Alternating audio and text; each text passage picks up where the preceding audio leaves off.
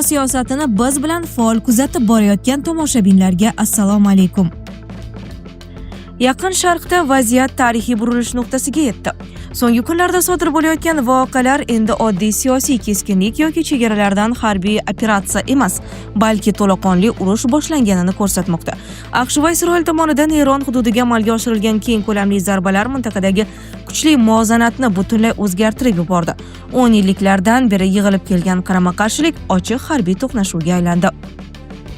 28 fevral kuni AQSh va Isroil qo'shma operatsiyasi doirasida Eronning strategik obyektlari, harbiy qo'mondonlik markazlari hamda xavfsizlik infratuzilmalari nishonga olindi. Zarbalarning asosiy maqsadi Eronning harbiy salohiyatini izdan chiqarish va yadroviy dasturini to'xtatish ekani aytilmoqda. Hujumlar Tehron atrofida kuchli portlashlarga sabab bo'ldi. Ayniqsa oliy rahbar qarorgohi zarba ostida qolgani haqidagi ma'lumotlar butun dunyoda shok uyg'otdi. Oradan ko'p o'tmay AQSh prezidenti Tramp Eron oliy rahnamosi Ayatulloh Ali Xamenei hujumlar oqibatida yo'q qilingani haqida bayonot berdi. Isroilning yuqori martabali rasmiysi ham Xameneining halok bo'lgani va uning jasadi topilgani haqida xalqaro agentliklarga ma'lumot bergani xabar qilindi. Rossiyadan O'zbekistonga pul yuborish endi yanada osonlashdi. Endilikda siz O'zbekistondagi Uzcard, Humo, Visa kartalariga yoki hatto naqd pul ko'rinishida ham tez va qulay holatda pul jo'natishingiz mumkin. Hoziroq Play Marketdan yuklab oling va 400 rubl bonusga ega bo'ling. Agarda sizda qandaydir muammo bo'lsa, 24/7 qo'llab-quvvatlash xizmati mavjud. Anjir Pay xalq tanlagan mobil ilova.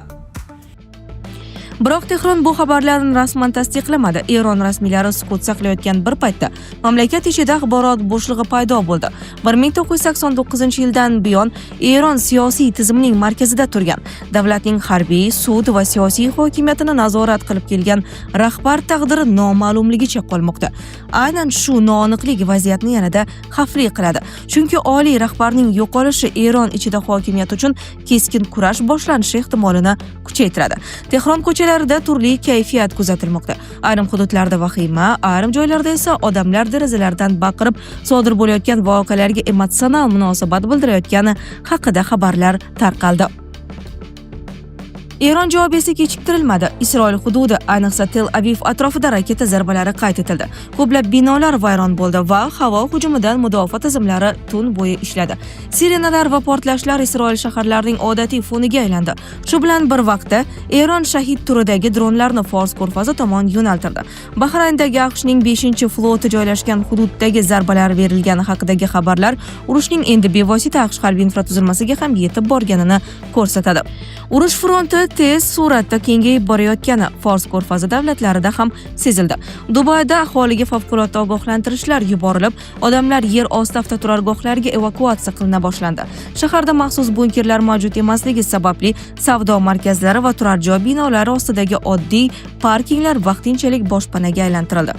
Dubay xalqaro aeroportida ham evakuatsiya jarayoni boshlanganiga oid ma'lumotlar paydo bo'ldi. Bu holat urush endi faqat Eron va Isroil o'rtasida emas, balki butun mintaqani qamrab olayotganini ko'rsatmoqda. Eron Milliy xavfsizlik kengashi rahbari Larijoni keskin bayonot berib, mamlakat qurolli kuchlari dushmanlarga hech qachon unutmaydigan javob tayyorlayotganini ma'lum qildi. Uning so'zlari diplomatik til emas, balki ochiq harbiy retorika sifatida baholanmoqda.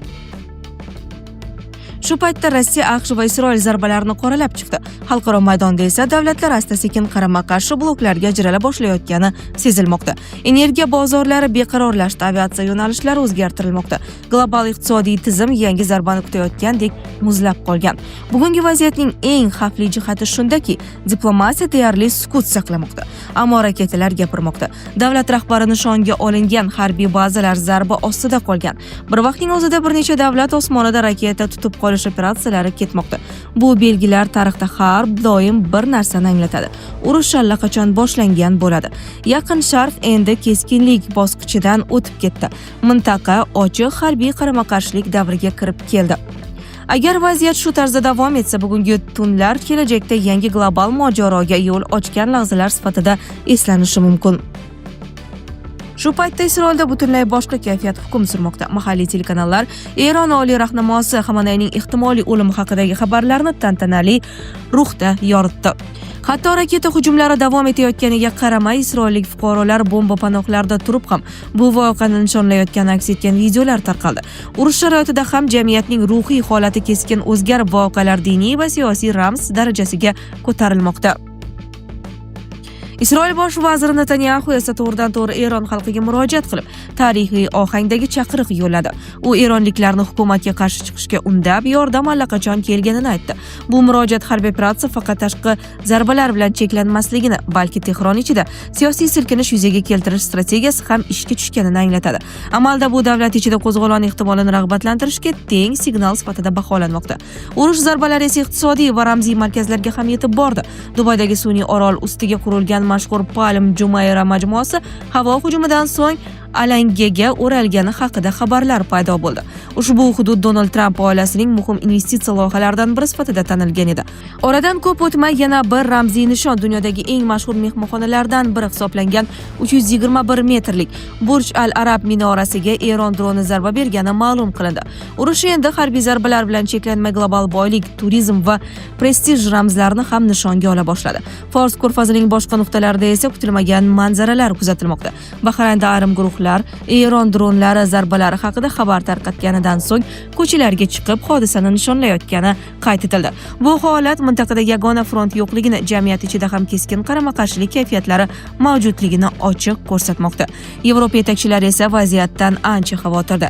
Fransiya prezidenti Makron Parij ushbu harbiy operatsiya haqida oldindan xabardor qilinmaganini va Fransiya ham uning ittifoqchilari ham hujumlarda ishtirok etmaganini ta'kidladi. Bu bayonot G'arb ittifoqi ichida ham strategik kelishmovchiliklar yuzaga kelganini anglatadi. Turkiya prezidenti Rajab Tayyip Erdo'g'on ham voqealarni keskin baholab, AQSh Isroil zarbalari ortidan boshlangan mojaro mintaqani halokatli beqarorlik sari olib borayotganidan chuqur xavotir bildirdi. Erondagi mojaro tobora yangi bosqichga o'tib, endi nafaqat harbiy to'qnashuv, balki siyosiy tizimlar taqdiri hal qiluvchi jarayonga aylanmoqda. Oxirgi voqealar shuni ko'rsatmoqdaki, janglar front chizig'idan chiqib, davlatlarning ichki kelajagi va mintaqadagi kuchlar muvozanatini qayta shakllantirish darajasiga yetdi. Eron atrofidagi eng shov-shuvli siyosiy bayonot surgunda yashayotgan sobiq valiahd shahzoda Rizo Pahlaviy tomonidan yangradi.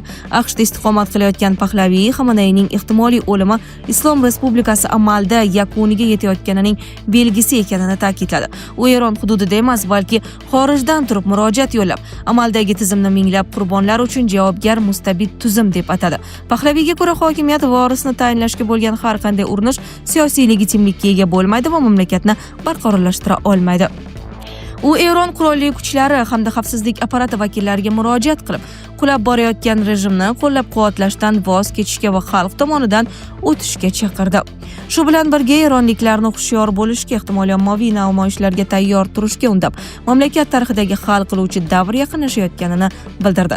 Bu murojaat Eron ichida emas, balki xalqaro siyosiy maydondan berilgan bo'lsa-da, u rejim almashinuvi haqidagi global muhokamalarni yanada kuchaytirdi. Harbiy vaziyat esa shu paytda yanada keskinlashdi. Fox News tarqatgan ma'lumotlarga ko'ra, Saudiya Arabistoni hududida joylashgan Amerika harbiy bazalaridan biri Eron tomonidan hujumga uchragan. Agar bu zarba to'liq tasdiqlansa, mojaro yangi strategik bosqichga o'tganini anglatadi.